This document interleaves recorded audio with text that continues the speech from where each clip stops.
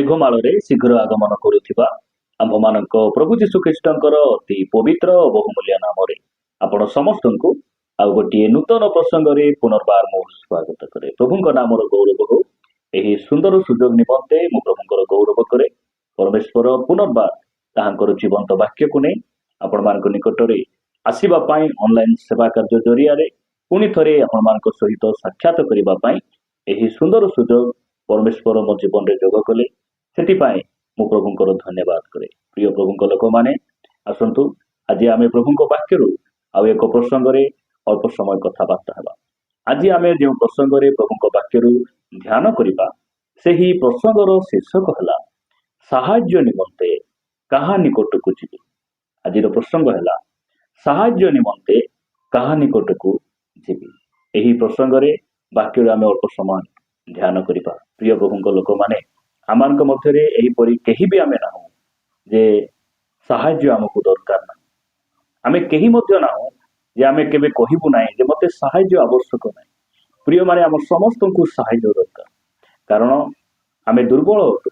ଆମକୁ ଆମର ପଢ଼ା ଜୀବନରେ ସାହାଯ୍ୟ ଦରକାର, ଆର୍ଥିକ ପରିସ୍ଥିତିରେ ସାହାଯ୍ୟ ଦରକାର, ଆତ୍ମିକ ଜୀବନରେ ସାହାଯ୍ୟ ଦରକାର, ଆମ ସେବା କାର୍ଯ୍ୟରେ, ପାରିବାରିକ ଜୀବନରେ ସବୁ କ୍ଷେତ୍ରରେ ଆମକୁ ସାହାଯ୍ୟ ଦରକାର। କିନ୍ତୁ ଦୁଃଖର ବିଷୟ, ଯେତେବେଳେ ଆମେ ସାହାଯ୍ୟ ଖୋଜୁ ସେହି ସମୟରେ ଯେ ପ୍ରକୃତ ସାହାଯ୍ୟକାରୀ, ଯେ ଆମକୁ ସାହାଯ୍ୟ କରିବା ପାଇଁ ସମର୍ଥ, ଯେ ସାମର୍ଥ୍ୟ, ତାହାଙ୍କ ନିକଟକୁ ଆମେ ଯାଇନଥାଉ। ପ୍ରିୟମାନେ ଆଜି ଅନେକ ଏହି ପୃଥିବୀ ପୃଷ୍ଠରେ ଅଛନ୍ତି ଯେଉଁମାନେ ପ୍ରକୃତ ସାହାଯ୍ୟକାରୀଙ୍କୁ ସେମାନେ ଜାଣିନାହାନ୍ତି। ମାତ୍ର ଅନେକ ସମୟରେ ଯେଉଁମାନେ ଆମେ ଆମର ସାହାଯ୍ୟକାରୀଙ୍କୁ ଜାଣିବା ସତ୍ତ୍ୱେ ମଧ୍ୟ ଅନେକ ସମୟରେ ଆମେ କ'ଣ ହେଇଥାଉ ଯେ ଅଣ୍ଡାଳି ବୁଲିଥାଉ, ଆମେ ଦରାଣ୍ଡି ବୁଲିଥାଉ, ଯେ ଆମର ବାଟ ଦେଖା ଯାଇନଥାଏ। ଯେ ପ୍ରକୃତରେ ସମସ୍ୟା ସମୟରେ, ଯେଉଁ ସମୟରେ ଆମେ ଭାଙ୍ଗି ପଡ଼ୁ, ଦୁର୍ବଳ ହେଉ, ସେହି ସମୟରେ ଆମର ସାହାଯ୍ୟ କରିବା ନିମନ୍ତେ, ଆମର ଉପକାର କରିବା ନିମନ୍ତେ ଯେ ଉପସ୍ଥିତ, ଯେ ପ୍ରସ୍ତୁତ, ଆମେ ତାହାଙ୍କ ନିକଟକୁ ନ ଯାଇ ଆମେ ଅବାଟକୁ ଯାଇଥାଉ। ପ୍ରିୟମାନେ ଆଜି ବାକ୍ୟରୁ ଗୋଟେ ପଦ ପଢ଼ି ମୁଁ ଆପଣମାନଙ୍କୁ ଉତ୍ସାହିତ କରିବା ପାଇଁ ଚାହେଁ ଯେ ପ୍ରକୃତରେ ଆମେ ସାହାଯ୍ୟ ନିମନ୍ତେ କାହା ନିକଟକୁ ଯିବା। ଆପଣମାନେ ମୋ ସହିତ ପୁରାତନ ନିୟମରୁ ଗୋଟେ ବାକ୍ୟ ପଢ଼ିବେ। ଯିଶାୟ ଭବିଷ୍ୟତ ବକ୍ତାଙ୍କ ପୁସ୍ତକ 31 ଅଧ୍ୟାୟରେ ଗୋଟେ ସୁନ୍ଦର ବାକ୍ୟ ଲେଖାଯାଏ। 31 ଅଧ୍ୟାୟ 1 ପଦରେ ଲେଖାଗଲା, ଯେଉଁମାନେ ସାହାଯ୍ୟ ନିମନ୍ତେ ମିଶରକୁ ଯାଆନ୍ତି ଓ ଅଶ୍ୱଗଣରେ ନିର୍ଭର କରନ୍ତି ଓ ରଥ ଅନେକ ହେବାରୁ ଆଉ ଅଶ୍ୱାରୋହୀ ଗଣ ଅତି ବଳବାନ ହେବାରୁ ସେମାନଙ୍କ ଉପରେ ବିଶ୍ୱାସ କରନ୍ତି, ମାତ୍ର ଇସ୍ରାଏଲର ଧର୍ମସ୍ୱରୂପଙ୍କ ପ୍ରତି ନ ଅନାନ୍ତି କି ଅବା ସଦାପ୍ରଭୁଙ୍କର ଅନ୍ୱେଷଣ ନ କରନ୍ତି, ସେମାନେ ସନ୍ତାପର ପାତ୍ର। ପ୍ରିୟମାନେ ଏହି ସ୍ଥାନ ଲେଖାଯାଏ, ଯେଉଁମାନେ ସାହାଯ୍ୟ ନିମନ୍ତେ ମିଶରକୁ ଯାଆନ୍ତି। ମିଶର କହିଲେ ସଂସାରକୁ ବୁଝାଏ, ମିଶର କହିଲେ ମୂର୍ତ୍ତି ପୂଜାର ସ୍ଥାନକୁ ବୁଝାଏ, ମିଶର କହିଲେ ବ୍ୟଭିଚାରର ସ୍ଥାନକୁ ବୁଝାଏ।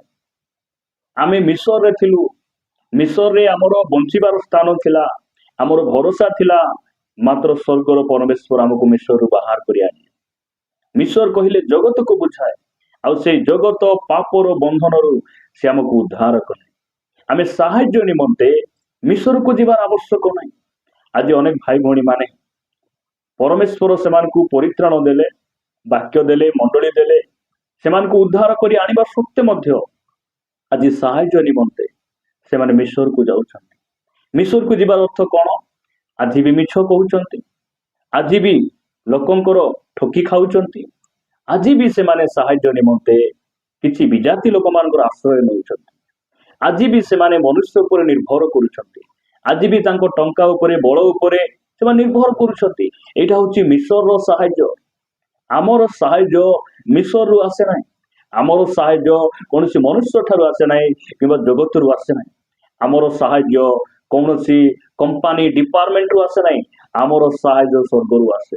ଆଉ ଆମର ସାହାଯ୍ୟକାରୀ ସଦାପ୍ରଭୁ ଅଟନ୍ତି।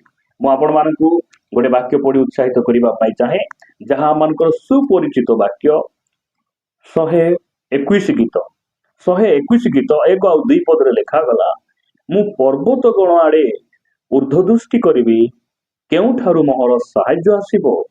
ମୋହର ସାହାଯ୍ୟ ସଦାପ୍ରଭୁଙ୍କ ଠାରୁ ଆସେ, ଯେ ଆକାଶ ଓ ପୃଥିବୀ ନିର୍ମାଣ କଲେ। ପ୍ରଭୁଙ୍କର ଗୌରବ ହଉ। প্রিয় ভাই ভଉଣୀ ମାନେ ଆମେ ସାହାଯ୍ୟ ନିମନ୍ତେ କାହା ନିକଟକୁ ଯିବାର ଆବଶ୍ୟକ ନାହିଁ, କାରଣ ଆମର ସାହାଯ୍ୟକାରୀ ଆମର ସଙ୍ଗରେ ସେ ଅଛନ୍ତି। ସେ ପ୍ରକୃତ ସାହାଯ୍ୟକାରୀ। ଆମର ବନ୍ଧୁବର୍ଗ ଆମକୁ କେବେ ସାହାଯ୍ୟ କରିପାରିବେ ନାହିଁ। ସେମାନେ ଆମକୁ ଉତ୍ସାହ ଦେଇପାରିବେ, ସେମାନେ ଆମକୁ ପରାମର୍ଶ ଦେଇପାରିବେ, ମାତ୍ର ଆମର ସମସ୍ୟାର ସମାଧାନ ଆମର ବନ୍ଧୁବର୍ଗ ମାନଙ୍କ ପାଖରେ ନାହିଁ, ଆମର ସିନିୟର ଲୋକମାନଙ୍କ ପାଖରେ ନାହିଁ। ଆମର ସମସ୍ୟାର ସମାଧାନ ପ୍ରଭୁଙ୍କ ପାଖରେ ଅଛି।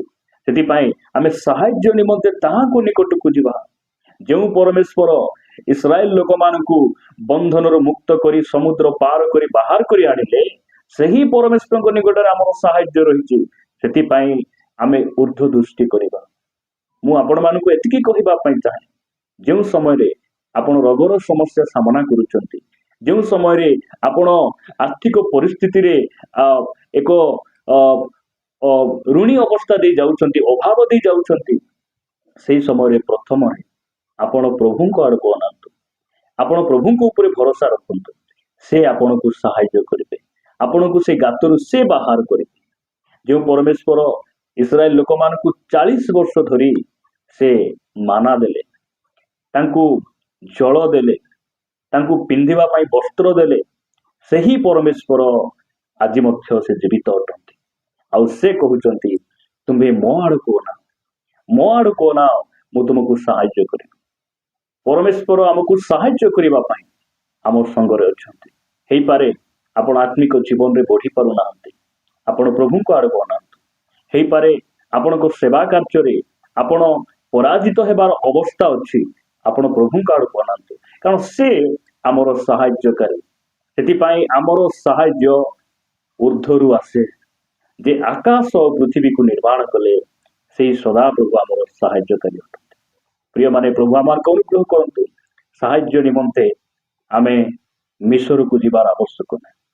ଯେଉଁମାନଙ୍କର ସାହାଯ୍ୟକାରୀ ନାହାନ୍ତି, ସେମାନେ ନିରାଶ ହତାଶରେ, ସେମାନେ ଦରାଣ୍ଡି ସେମାନେ ଏଣେ ତେଣେ ଦୌଡ଼ନ୍ତି, ମାତ୍ର ଆମେ କୁଆଡ଼େ ଦୌଡ଼ିବାର ଆବଶ୍ୟକ ନାହିଁ। ଯେଉଁ ପରମେଶ୍ୱର ଆକାଶ ଆଉ ପୃଥିବୀକୁ ନିର୍ମାଣ କଲେ, ସେ ଆମର ସାହାଯ୍ୟକାରୀ, ସେ ଆମର ପିତା ଅଟନ୍ତି, ସେ ଆମର ବାପା ଅଟନ୍ତି। ପ୍ରଭୁଙ୍କର ଗୌରବ ହଉ।